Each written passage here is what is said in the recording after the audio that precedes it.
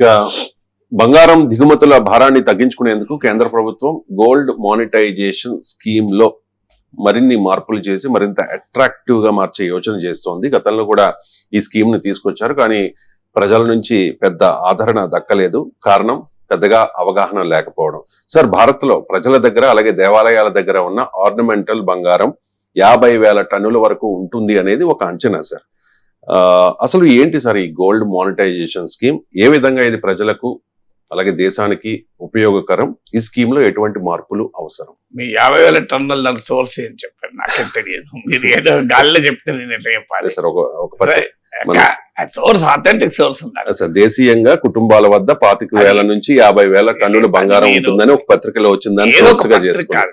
పత్రిక కాదు సోర్స్. ఇప్పుడు నేను మీకు పెట్రోలియం డేటా చెప్పాను, డైరెక్ట్ గా పెట్రోలియం ప్లానింగ్ అండ్ ఎనాలిసిస్ వాళ్ళ డేటా చెప్పాను. So Desh is the authentic ministry of petroleum planning analysis వాళ్ళ డేటా ప్రకారం గ్లోబల్ ఆయిల్ ప్రెసెన్స్ ఉందో చెప్పాను. అందువల్ల ఏదో పత్రికల్లో ఎక్కడో ఏదో వస్తుంది కాన్సెప్ట్ నాకు కాదు. మీకు వరల్డ్ గోల్డ్ కౌన్సిల్ లెక్కల ప్రకారం అథెంటిక్ బాడీ, ఈవెన్ మన ప్రభుత్వ సంస్థ లెక్కల ప్రకారం కూడా అంచనా కరెక్ట్ గా ఎవరికి తెలియదు ఎంత గోల్డ్ ఉంది అనేది. ఇక్కడ ఎవరైనా ఇళ్లలోకి పెట్టుకుని చూసి మన లాకర్లో ఓపెన్ చేసి చూడాలి కదా. 25,000 to 30,000 టన్స్ గోల్డ్ మన దగ్గర ఉందని మీకు వరల్డ్ గోల్డ్ కౌన్సిల్ అంచనా, రిజర్వ్ బ్యాంక్ ఆఫ్ ఇండియా లాంటి సంస్థల అంచనా కూడా అదే. So around 25,000 to 30,000 turns. So it's a very huge. 30,000 turns కూడా మామూలు కాదు. సో ఇందులో మీకు మీరు అన్నట్టు గోల్డ్ మానిటైజేషన్ స్కీమ్ 2015 నుంచి 2025 వరకు 10 ఏళ్ల పాటు అమల్లో ఉంది. కానీ మీరు చెప్పినట్లు ప్రజల్లో అవగాహన లేకపోవడం వల్ల ఫెయిల్ కాలే. అదొక కారణమే కావచ్చు, అది ముఖ్యమైన కారణం కాదు. ముఖ్యమైన కారణం ఫెయిల్ కావటానికి ఒకటి, ఈ టైంలో గోల్డ్ ప్రైసెస్ విపరీతంగా పెరుగుతూ వచ్చాయి. ఈ గోల్డ్ మానిటైజేషన్ స్కీమ్ అంటే ఏంటో మనకు అర్థం కావాలి. ప్రజలు తమ దగ్గర ఉన్న బంగారం నగలు కానీ, బార్లు కానీ, కాయిన్స్ కానీ, ఏదైనా కానీ మీరు బ్యాంకుకి ఇస్తే బ్యాంకు దాన్ని 2% ఇంట్రెస్ట్ ఇస్తుంది. సో ఆ బ్యాంక్ ఏం చేస్తుందని దాన్ని కరిగించి బ్యాంక్ మార్కెట్లో సర్క్యులేషన్లో పెడుతుంది. మళ్ళీ మీరు కావాలన్నప్పుడు మీకు దాని ఈక్వల్ గోల్డ్ అయినా ఇస్తుంది, లేదా గోల్డ్ ప్రైస్ కావాల్సిన రూపీస్ అయినా ఇస్తుంది. అంటే మీరు ఇప్పుడు ఉదాహరణకు 10 తులాల మీ నగలు తీసుకుపోయి మీరు బ్యాంకులో పెడతారు. బ్యాంక్ ఏం చేస్తుంది, ఆ నెక్లెస్ లో బంగారం ఎంతో లెక్క కట్టి ఆ బంగారానికి 2% ఇస్తుంది. మళ్ళీ మీరు కావాలన్నప్పుడు మీకు ఈక్వలెంట్ మీరు ఎంత గోల్డ్ అయితే బ్యాంక్ ఇచ్చారో అంతే గోల్డ్ అయినా ఇస్తారు, ఆ గోల్డ్ సమానమైన రూపాయలైనా ఇస్తారు. ఈ లోపల ఎవ్రీ ఇయర్ నీకు ఇంత కొంత మినిమం ఐ థింక్ 2% ఉన్నట్టు మినిమం ఇంట్రెస్ట్ వస్తుంది. ఇప్పుడు ఇంట్లో పెట్టుకున్నా, మన బ్యాంక్ లాకర్లో పెట్టుకున్నా మన బంగారం మీద 9 పైసలు ఆదాయం ఉండదు. బంగారం ధర పెరిగితే లాభమే తప్ప రెగ్యులర్ గా లాభం ఉండదు. కానీ మీరు ఉదాహరణకు ఇల్లు కొంటారు, రెంట్కి ఇచ్చుకుంటారు అనుకోండి, మీరు ఆ ఇల్లు మీద వాల్యూ పెరుగుతుంది, రెంటల్ వాల్యూ కూడా మీకు ఆ లాభం వస్తుంది. మీరు బ్యాంక్లో ఫిక్స్డ్ డిపాజిట్ చేసుకున్నారు అనుకోండి, మినిమం మీకు వడ్డీ వస్తుంది. లేదు మీరు స్టాక్ మార్కెట్లో మ్యూచువల్ ఫండ్స్ లో పెట్టారనుకోండి, సిస్టమేటిక్ ఇన్వెస్ట్మెంట్ ప్లాన్లు ఎంతో కొంత ఎవరైనా 10-12% అన్న వస్తుంది, ఎంతో భయంకరమైన స్టాక్ మార్కెట్ క్రాష్ ఉంటే తప్ప. కానీ గోల్డ్ నీ దగ్గర ఉన్నదనుకోండి, ఇంట్లో పెట్టుకున్నా లాకర్లో పెట్టుకున్నా ఏమీ ఆదాయం ఉండదు, ఐడిల్ గా ఉంటుంది. సో ఈ ఐడిల్ గా ఉండడం ఎందుకు? నేనేం వాడతలేను కదా గోల్డ్, ఏదో సెక్యూరిటీ కొరకు పెట్టుకున్నా, సంతృప్తి కొరకు పెట్టుకున్నా కదా.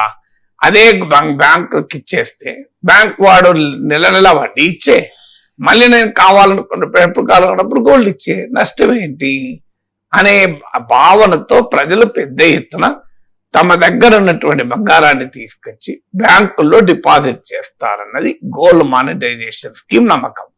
కానీ జరిగింది ఏంటి, మన దేశంలో సుమారు 25,000 నుంచి 30,000 టన్నుల గోల్డ్ భారతీయుల దగ్గర ఉంటే, కుటుంబాల దగ్గర మీకు ఐ థింక్ 10 ఏళ్లలో 38 టన్స్ వచ్చి ఉంటుంది. నెగ్లిజిబుల్ 10 ఏళ్ళలో వచ్చింది. మరి ఎందుకు ఇంత నెగ్లిజిబుల్ గా వచ్చింది గోల్డ్ మానిటైజేషన్ స్కీమ్? ఇప్పుడు మళ్ళీ వస్తున్న గ్యారంటీ ఏంటంటే అప్పుడు కారణాలు ఉన్నాయి దానికి. మొదటి కారణం ఏంటంటే మీకు ఇది మెల్ట్ చేస్తారు. అంటే బంగారం ఇప్పుడు మీకు తాతలుగా అమ్మమ్మల నుంచి నానమ్మల నుంచి తల్లుల నుంచి ఒక ఫ్యామిలీ ఇన్హెరిటెన్స్ గా గోల్డ్ వస్తుంది. ఇప్పుడు ఆ నగ అదొక సింబల్. మా అమ్మ ఇచ్చింది నాకు ఈ బంగారం నగ, మా అత్తమ్మ ఇచ్చింది ఈ బంగారం నగ. సో ఆ సాటిస్ఫాక్షన్ ఈ గాజులు మా అత్తమ్మ వాడింది అని వాడుతుంటారు. ఇప్పుడు ఒక్కసారి బ్యాంకులో డిపాజిట్ చేస్తే బ్యాంకు దాన్ని మెల్ట్ చేస్తుంది. మెల్ట్ చేయకుండా బ్యాంక్ పట్టి ఉంచుకుంటుంది. బ్యాంక్ ఏమొస్తుంది లాభం? మెల్ట్ చేసి మార్కెట్ లో సర్క్యులేట్ చేస్తేనే కదా. సో మెల్ట్ చేయడానికి కుటుంబాలు ఒప్పుకోవు. దానికి గోల్డ్ వాల్యూ సేమ్ ఉన్నా గోల్డ్ కు కేవలం ఇన్వెస్ట్మెంట్ యాంగిల్లోనే చూడరు, కల్చరల్ యాంగిల్లో కూడా చూస్తారు. కనుక ఇది మా అత్తమ్మ వాడుకున్న గాజులు పోతూ పోతూ నాకు ఇచ్చింది అన్న తృప్తి, ఇది మా అమ్మ నగ మా అమ్మ వాడి నాకు పోతూ ఇచ్చింది అనే తృప్తి, మా అమ్మమ్మ ఇచ్చింది, మా నాన్నమ్మ ఇచ్చింది, నా పెళ్ళప్పుడు మా తల్లిదండ్రులు ఇచ్చారు. ఈ కల్చరల్ సెంటిమెంట్ రీత్యా ఆ నగ లాకర్లో ఉన్నా ఇంట్లో ఉన్నా 2 ఏళ్లకోసారి 3 ఏళ్లకోసారి వేసుకున్నా కూడా దాన్ని తీసుకొచ్చి బ్యాంకులో డిపాజిట్ చేస్తే దాని రూపం మారిపోతుంది. నువ్వు మళ్ళీ కావాలనుకుని వచ్చింది తీసుకునేటప్పుడు ఆ నగ రూపం ఉండదు. అది మెల్ట్ అయిన గోల్డ్ రూపంలోనే ఉంటుంది, లేదంటే రూపీస్లోనే ఉంటుంది. అంటే ఒక రకంగా బంగారాన్ని అప్పుడు అమ్ముకుని ఇప్పుడు కొన్నట్టు లెక్క, రేటు సేమ్ అంతే తప్ప అప్పుడు అమ్ముకుని ఇప్పుడు కొన్నట్టు లెక్క. దీనికి భారత ప్రజలు అంగీకరించలేదు. ఎందుకంటే ప్రజలు ఇన్వెస్ట్మెంట్ గా చూడలేదు, దీన్ని కల్చరల్ సింబల్ గా చూశారు. ఇది మొదటి కారణం. రెండో కారణం ఏంటంటే ఒక్కసారి గోల్డ్ డిపాజిట్ చేస్తే ఇప్పుడు నీకు ఎక్కడికి వెళ్ళొచ్చింది ఈ గోల్డ్? ఈ గోల్డ్ సంపాదించడానికి నీకు నోన్ సోర్స్ ఆఫ్ ఇన్కమ్ ఉందా? నీ ఇన్కమ్ నెలకు 25,000 జీతం, నీ దగ్గర 100 తులాల గోల్డ్ ఉందనుకోండి, వెళ్ళి బ్యాంక్ లో డిపాజిట్ చేసావు అనుకోండి, భయం ఉంటుందా? ఉంటుంది. ఈ 100 తులాల గోల్డ్ ఎక్కడ అడుగుతాను నన్ను అని. 25,000 అవసరం లేదు, 1,00,000 రూపాయలు 2 లక్షల జీతం ఉన్నవాడు కూడా భయపడతాడు. నాకు మరి గోల్డ్ నా దగ్గర ఉంది అని ఇప్పుడేమో ఎవరికి తెలియదు, నేను చెప్పుకుంటే తప్ప ఎవరికి తెలియదు. సో ఏ ఇన్కమ్ ట్యాక్స్ వాడొచ్చి పర్సనల్ గా ఇంట్లో ఉన్న గోల్డ్ ఎంత అనేది వెరిఫై చేయరు. వెరిఫై చేసినా ఏమి చేయలేరు. ఎందుకంటే ఒక మినిమం వరకు పెద్ద ప్రాబ్లం ఏమీ ఉండదు. మినిమం దాటి ఉంటేనే ఐటీ వాళ్ళు పట్టుకుంటారు. మనకు 90% మిడిల్ క్లాస్ ఫ్యామిలీస్ 99% మినిమం మించి ఉండదు. ఇన్కమ్ ట్యాక్స్ లిమిట్లను దాటేమి ఉండదు. సో అందువల్ల మీకు కిలో బంగారం ఉన్నా కూడా మా నాన్నమ్మ నుంచి వచ్చింది, మా తాతమ్మ నుంచి వచ్చింది, ప్రూఫ్ ఏంటి? దాన్ని మార్చుకుంటూ వచ్చాము. సో ఇది ఫ్యామిలీ గోల్డ్ అనే దానికి లెక్క ఉండదు. ఎవరు అడగరు, దీనికి ఆదాయ పన్ను లెక్కలు చెప్పేట్టు అన్నారు. ఈ బంగారానికి ఎన్నికలు వచ్చింది, సంపాదన ఉందా అని అడగరు. కానీ the moment you deposit in the bank అది అకౌంటబుల్ అయితే. సో మన దేశంలో ట్యాక్స్ అకౌంటబిలిటీకి రావడానికి చాలా మంది అంగీకరించారు. ట్యాక్స్ స్క్రూటినీకి రారు. కానీ నార్మల్గా అయితే నీ దగ్గర ఏమున్నా ట్యాక్స్ వాళ్ళకి చెప్పాలి, కానీ చెప్పరు. సో ఇది రెండవ భయం. అంటే ట్యాక్స్ వాళ్ళకి ఎక్కడ తెలుస్తుంది, ఇన్కమ్ ట్యాక్స్ ఎట్లా పట్టుకుంటారు అనేటువంటిది. తన దగ్గరున్న ఆస్తి అయిన బంగారాన్ని బయటికి చెప్పడం ఇష్టం ఉండక బ్యాంకులో డిపాజిట్ చేయాలి. అది రెండవ కారణం. మూడో కారణం ఏంటి? ప్రభుత్వానికి కూడా లాస్ అయింది. అందుకే 2025 తర్వాత డిస్కంటిన్యూషన్.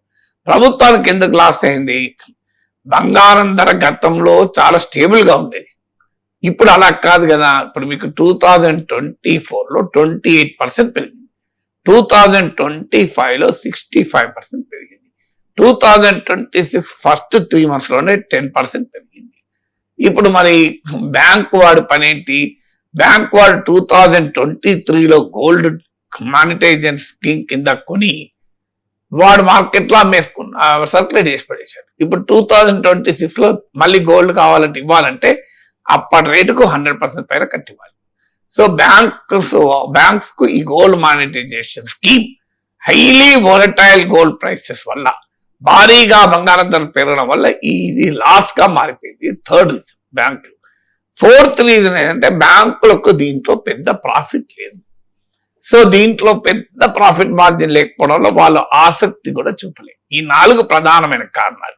అది వదిలేసి మీరు అవగాహన లేకపోవడం వల్లనే గోల్డ్ మానిటైజేషన్ స్కీమ్ ఫెయిల్ అయిందని నిజం కాదు. ఈ 4 కారణాలతో పాటు అవగాహన లేకపోవడం కూడా ఒక కారణం కావచ్చు. కానీ ఎంత అవగాహన లేకపోయినా దేశంలో 25,000 టన్నుల నుంచి 30,000 టన్నుల గోల్డ్ ఉంటే 38 టన్నులు ఎందుకు వస్తుంది మార్కెట్లోకి?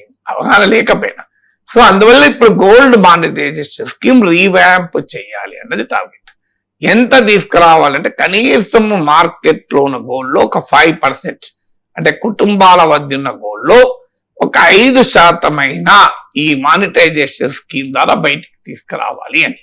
5% తీసుకొస్తే ఎంత అవుతుంది? ఇప్పుడు 25,000 టన్నుల గోల్డ్ ఉంది అనుకోండి, 1250 టన్స్ వస్తుంది. 30,000 టన్నుల గోల్డ్ అనుకో, 1,500 టన్నుల గోల్డ్ వస్తుంది.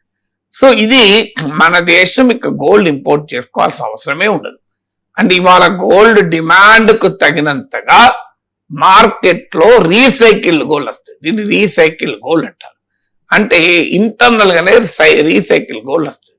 అంటే మన దేశంలో ఉన్న కుటుంబాల వద్ద ఉన్న బంగారంలో కేవలం 5% దిగుమతి మన గోల్డ్ మానిటైజేషన్ స్కీమ్ ద్వారా బయటికి తీసుకొస్తే ఇక ఇండియా $1 కూడా గోల్డ్ ఇంపోర్ట్స్ మీద పెట్టాల్సిన అవసరం లేదు. ఇవాళ గోల్డ్ మీకు పెట్రోల్ తో పోటీ పడుతుంది. డాలర్లు ఖర్చు పెట్టిన వాళ్ళు దేశంలో కరెంట్ అకౌంట్ డెఫిసిట్ పెరగటానికి కారణమవుతుంది. ఇప్పుడు ఒక 5% గోల్డ్, ఒక 1250 టన్నుల గోల్డ్ కనుక ఈ గోల్డ్ మానిటైజేషన్ స్కీమ్ ద్వారా తీసుకురాగలిగితే $90 బిలియన్, 9,000 కోట్ల డాలర్ల మేరకు బంగారం సప్లై పెరుగుతుంది. దానివల్ల మనం ఇంపోర్ట్ చేసుకోవాల్సిన అవసరం ఉండదు. సో అందువల్ల దేశ ఫారిన్ ఎక్స్చేంజ్ కు ప్రమాదం లేదు. ప్రధానమంత్రి కోరినట్టు ఏడాది దాకా బంగారం కొనడం వాయిదా వేయాల్సిన అవసరమే లేదు. కొనేవాడు కొంటుంటాడు, అమ్మేవాడు అమ్ముతూ ఉంటాడు. అందువల్ల ఈ గోల్డ్ మానిటైజేషన్ స్కీమ్ రీవ్యాంప్ చేసి మళ్ళీ ఇంట్రడ్యూస్ చేయండి అని. మరి రీవ్యాంప్ చేసినప్పుడు గతంలో ఫెయిల్ అయిన వాటికి వచ్చిన సమస్యలు మళ్ళీ వస్తాయి కదా.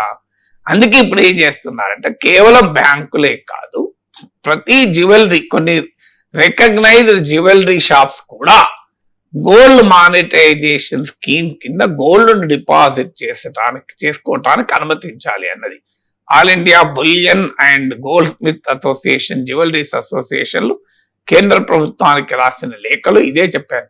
ప్రధానమంత్రి ఏడాది పాటు గోల్డ్ కొనొద్దనడంతో దేశంలో పెద్ద ఎత్తున బంగారం వ్యాపారంలో కలకలం మొదలైంది, గోల్డ్ స్మిత్ లో కలకలం మొదలైంది. ఈ gold refining, gold making, ornament making, gold ornaments షాపులు, గోల్డ్ స్మిత్లు, వీళ్ళందరూ కొన్ని లక్షల మంది ఉపాధి దెబ్బతింది. అందువల్ల వాళ్ళ ఉపాధి దెబ్బతినకుండా దేశానికి ఫారిన్ ఎక్స్చేంజ్ క్రైసిస్ రాకుండా ఉండేందుకు మార్గము ఇంపోర్ట్ చేసుకోకుండానే గోల్డ్ డిమాండ్ తట్టుకోవడము. అందుకొరకు ఈ మానిటైజేషన్ స్కీమ్ ని ఇంట్రొడ్యూస్ చేయండి. All India goldsmith association, all India bullion traders and jewellery traders association ప్రభుత్వాలకు విజ్ఞప్తి చేస్తుంది. అందుకే ఈ త్వరలో ఈ 1-2 వీక్స్ లోనే రివాంప్డ్ గోల్డ్ మానిటైజేషన్ స్కీమ్ ను మోడీ ప్రభుత్వం ప్రారంభించబోతుంది అని వార్తలు వస్తున్నాయి. మరి ఆ సమస్య గతంలో 10 ఏళ్ల పాటు ఉన్న సమస్య మళ్ళీ రాదా? అందుకొరకు ఇప్పుడు సజెషన్ ఏమొస్తుంది, లాస్ట్ కేంద్ర ప్రభుత్వం ఏం చేస్తుందో తెలియదు. కానీ కేవలం బ్యాంకులే కాదు, జ్యువెలరీ షాపులు కూడా గోల్డ్ మానిటైజేషన్ స్కీమ్ లో భాగం చేయాలి వాళ్ళనుకున్నారు. దానివల్ల ప్రజల్లో అవగాహన పెరుగుతుంది. బ్యాంకులకున్న ఇతర రకాల పన్నుల రీత్యా ఈ గోల్డ్ మానిటైజేషన్ స్కీమ్ కు వాళ్ళు ప్రాధాన్యత ఇవ్వలేదు. ఇప్పుడు జ్యువెలరీ వాళ్ళకి ఇదే పని కనుక వాళ్ళు ప్రాధాన్యత ఇస్తారు. అది మొదటిది. రెండవది, గోల్డ్ డిపాజిట్ చేసినప్పుడు ఏ ప్రశ్నలో అడగకుండా మినిమం గోల్డ్ వరకు, మినిమం అంటే 5 తులాల 10 తులాలు కాదు, కిలో గోల్డ్ 2 కిలోల గోల్డ్ పెడతారు. అక్కడి వరకు ఎవరు ఏ ప్రశ్న అడగరు. ఈ గోల్డ్ ఎలా వచ్చింది? ఇప్పుడు voluntary disclosure of income, voluntary disclosure of wealth schemes వచ్చాయి గతంలో. నీకు వాటికి ఏ లెక్కలు అడగరు. అందువల్ల గోల్డ్ డిపాజిట్ చేసేటప్పుడు ఈ గోల్డ్ నీకు ఎలా వచ్చింది అని అడగకూడదు. ఇది ఒక సజెషన్. మరి ప్రభుత్వం అంగీకరిస్తూ లేదు.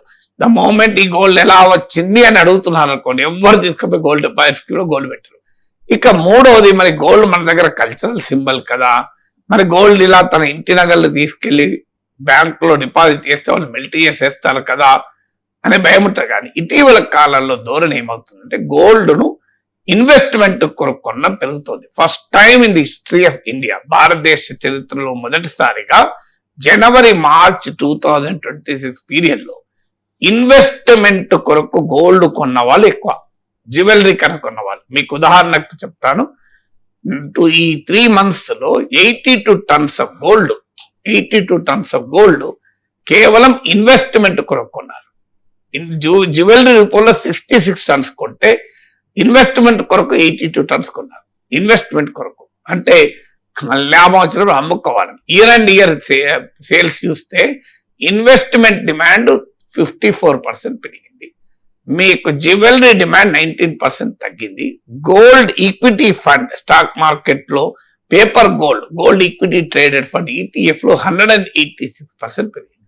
ఇవాళ దేశంలో ఈ 3 నెలల పీరియడ్ లో భారతీయులు కొన్న గోల్డ్ లో $2,27,000 కోట్ల విలువైన బంగారం కొన్నారు ఈ 3 నెలలు.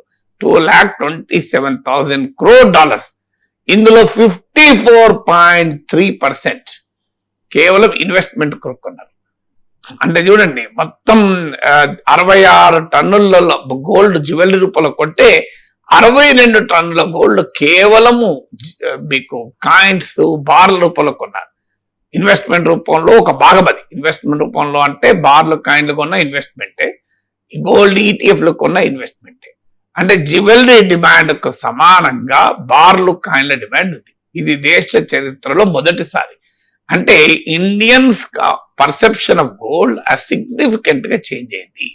భారతీయులు బంగారాన్ని కేవలం ఒక స్టెబిలిటీ, సెక్యూరిటీ, స్టేటస్, ఒక వారసత్వ ఆస్తిగా మాత్రమే చూడడం లేదు. ఒక రియల్ ఎస్టేట్ ప్రాపర్టీగా, ఒక స్టాక్ మార్కెట్ లో షేర్లుగా, గోల్డ్ ను కూడా ఒక ఇన్వెస్టబుల్ కమాడిటీగానే చూస్తున్నారు. కనుక ఇప్పుడు మారిన ఈ పరిస్థితుల్లో గోల్డ్ మానిటైజేషన్ స్కీమ్ సక్సెస్ అవుతుంది. గతంలో కాలేదు, కానీ ఈ ఇటీవల గోల్డ్ ప్రైస్ విపరీతంగా పెరగడం వల్ల ప్రజల దృక్పథం, బంగారాన్ని ప్రజలు ఎలా భావిస్తున్నారు అన్నది మారిపోతుంది. ఎందుకంటే ప్రజల యాటిట్యూడ్ మారిపోతాయి. ఒకప్పుడు రెస్టారెంట్కి పోయి తినాలి అంటే, ఇప్పుడు మేము చిన్నప్పుడు రెస్టారెంట్కి ఎందుకు పోయేవాళ్ళు? ఇంట్లో వంట వండేవాళ్ళు లేకపోతే, వేరే ఊరు నుంచి వచ్చిన వాళ్ళు, ఇలాంటి వాళ్ళు మాత్రమే హోటల్ తినేవాళ్ళు, బ్యాచులర్లు. కానీ ఇప్పుడు అలా ఉందా? మంచిగా కుటుంబాలు ఈ వీకెండ్ అయితే ఇంట్లో వంట వండడం మానేస్తున్నారు, పోయి హోటల్లో తింటున్నారు. చిన్న చిన్న టౌన్ లో కూడా మీకు రెస్టారెంట్, గోయింగ్ టు రెస్టారెంట్ అంటే ఏంటి, ఇలా మీ అమ్మలేదా, మీ మేడం ఊరికి వెళ్ళిందా అని అడిగేవాళ్ళు. ఎప్పుడొచ్చావు ఈ ఊరికి అని అడిగేవాళ్ళు. అంటే రెస్టారెంట్లు తినేవాడు ఊరికి వెళ్ళేవాడే, ఊరి నుంచి వచ్చినవాడే. సో ఇప్పుడు ఆ పరిస్థితి లేదు కదా. అందరు కలిసి మీకు వీకెండ్ లో ఫ్యామిలీస్ రెస్టారెంట్ వెళ్తున్నాయి కదా. అంటే రెస్టారెంట్ అన్న దానికి కాన్సెప్టే మారిపోయి ఒకప్పట్లా లేదు. ఇప్పుడు అలా కాదు. అలాగే గోల్డ్ పట్ల కూడా కాన్సెప్ట్ మారిపోయింది. గోల్డ్ అనేది ఒక కల్చరల్ సింబల్, సాక్రెడ్ సింబలే కాదు. It is like any other property. మీరు ఇప్పుడు అక్షయ తృతీయ రోజు బంగారం కొంటారు, ఎందుకంటే పవిత్ర దినం అని. ప్లాట్ అక్షయ తృతీయ రోజు కొంటారా? ప్లాట్ దంతరాస్తున్నాడు కొంటారా? ఇప్పుడు రేట్ తక్కువ కొంటారు.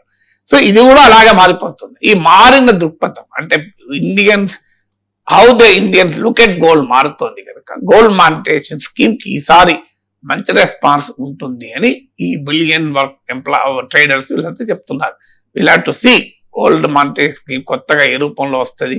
గతంలో అయితే సక్సెస్ కాలేదు, కానీ ఆలోచన తప్పలేదు. ఎందుకంటే ఐడిల్ గా దేశంలో ఉన్న 25,000 30,000 టన్నుల బంగారం ఐడిల్ గా ఉండగా ఇప్పటికీ కొన్ని వేల కోట్ల డాలర్లు, ఒక 3 నెలల్లోనే $2,27,000 కోట్ల డాలర్లు అంటే మామూలు విషయం కాదు. ఇంత పెద్ద మొత్తంలో మన డాలర్లను గోల్డ్ ఇంపోర్ట్స్ పైన ఖర్చు పెట్టి దేశంలో కరెంట్ అకౌంట్ డెఫిసిట్ పెంచుకోవడం ఎందుకు? ఇండియాలో ఉన్న గోల్డ్ రీసైకిల్ అయితే చాలా అడ్వాంటేజ్, దాంట్లో డిస్ప్యూట్ లేదు. చిన్న బ్రేక్ తీసుకున్నాం.